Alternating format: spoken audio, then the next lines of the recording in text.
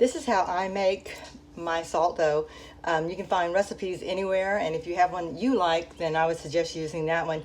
But mine is, I use 2 cups of flour, and then I use 1 cup of salt, just regular table salt, and then 1 cup of water. Sometimes I will basically stir up the salt and the flour together first, but it doesn't matter. But sometimes I do that.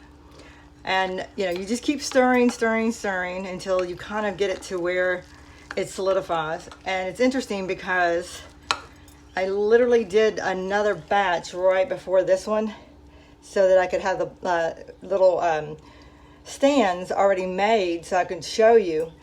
And that bunch, I did the same amount, and it was really dry. And this one seems a little wet.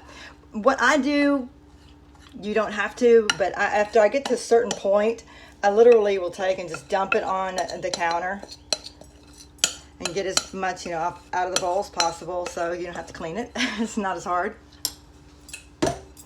And then I get a little bit of some form of an oil. I have spray here, spray oil, so I'll put a little on my hands, rub it together. And then I knead this. This is just amazing. This is so much more looser than the one that I literally did before. So that kind of shows you that every single time you do this, it's going to be different, because this is massively different in texture than the one that I did before. In fact, I'm going to put a little more spray on my hand. And I just keep kneading and kneading it. And quite honestly, I really need to get, if I was going to immediately start using this as a dough for rolling the balls, I would definitely get a little more flour, because this is, if it's sticking to your hands, it does need a little more. But you'll get a feel for it. And I think one of the reasons that people have a hard time with salt dough is they think they just kind of mix it up and then they're done. But I have found in my time, I'm going to have to grab my flour because it's sticking.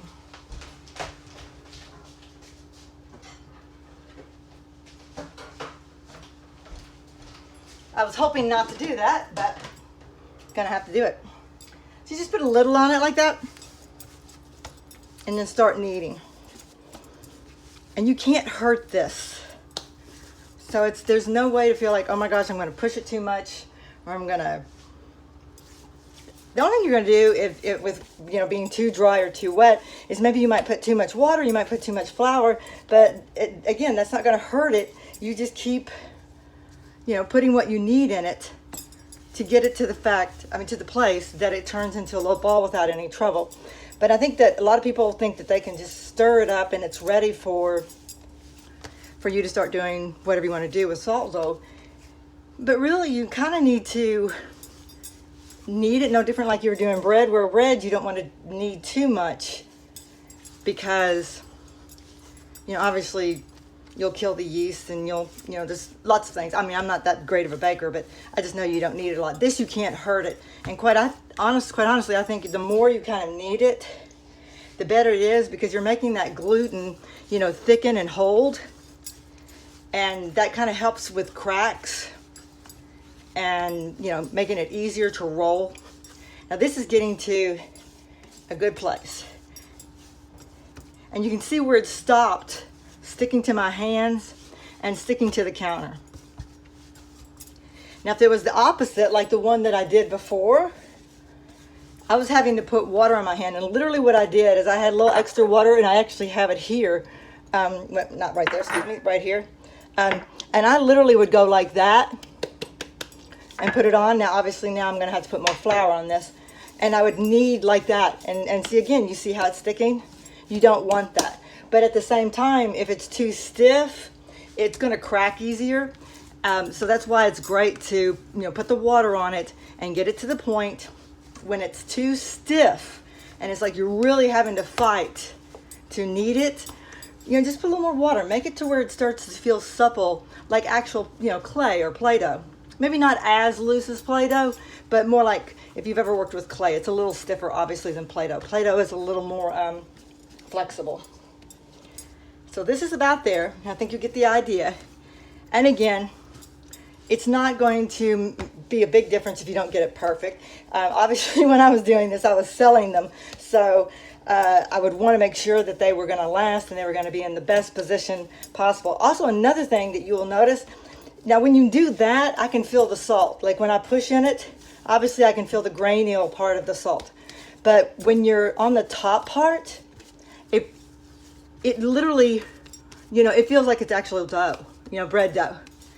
And again, it's still a little sticky. That just blows my mind that just two right behind. I don't think I've ever made it back to back like that at the same time where it was so opposite. Maybe it's because it's getting ready to rain, so that the humidity, because yes, humidity can play effect on the dough. Okay, a little bit more so that when I actually do use this, it's not going to be a pain. The next thing I want to show you is after you get to the point where you have it, nice and kneaded and ready to go. If you're not going to immediately use it, like I'm not going to immediately use this right now. Well, I'm going to show you, but I'm not going to use the whole thing. You will need to put it inside of a plastic bag. And you have a little while for it to be in there, but you have to remember, this is dough, this is flour, this is salt, and after it will start to, rot because it's flour. Okay, so after I get it to a point that I'm happy, I will roll into a ball. And you can really do any size ball that you want to do. The only thing that I would suggest is if you're going to do a small ball, this is probably about the size of a bubble gum ball, or maybe just a little bit smaller. Just remember that when you're putting something to hold it, that it will need to be really small, because obviously it's going to be top heavy and it'll fall over. So, that's generally the size that I like to make. I'm going to try to see if I can get something to do. Now, see how it has creases like that? And of course I didn't do it perfect, but roll it perfect. But you see all these little, especially that right there. When it starts to dry, it's actually going to go out more. So I would squish it in my hands like that and then roll again. And, again, it may not be perfect, but the less that you have on there, as far as,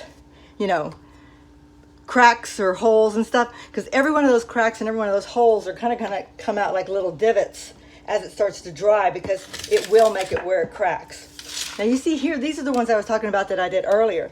And I generally just put them on top of some type of a tray or something where you can put them away, because it does take a couple of days. You'll see right there where it's starting to, make the bottom where it will be nice and level. And you see right here, that's gonna increase a little bit as it dries. But again, paint can cover a lot of things. Now you're gonna take your little thing, your little holder, and you're gonna come to the center, and you're gonna put it in, wiggle it around a little, because again, as it dries, it will try to close up a little bit. Make sure you don't go all the way to the bottom, because obviously you just don't want to have a hole in the bottom. And so you'll see that's in there and it's holding it, and that's how you will dry.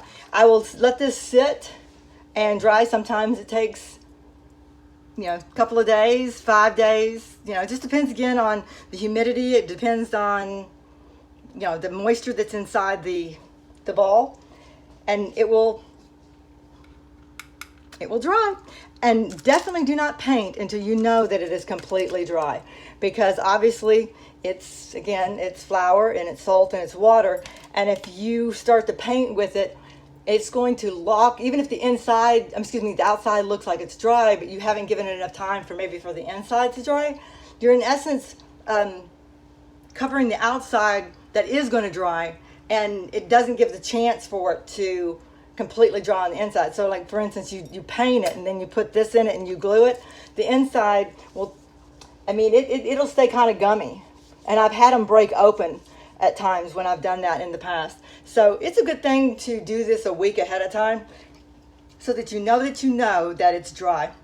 So I hope I've answered those questions that you maybe had and how to do the balls. And of course, you do every single one of them. Make sure that you do it. I've had it at times where I forgot all about it and I come back and I've had to push through where it was, almost too dry for me to get them through. But you can do that. You have to be really careful not to bust through the bottom. And I would also, another thing I didn't say is don't do it immediately after you roll them. I mean, I could probably do one of these here, but the problem is that I'm going to mess with the shape. I already see where I've kind of made that where it's not round, so I'm going to redo that one. But this holds its shape, as you can see, because it's had time. I would say it's been an hour and a half, and it's holding its shape as I push down. It's not making it to where I'm damaging the top. So I hope that answers your questions. Email me if you have any other questions.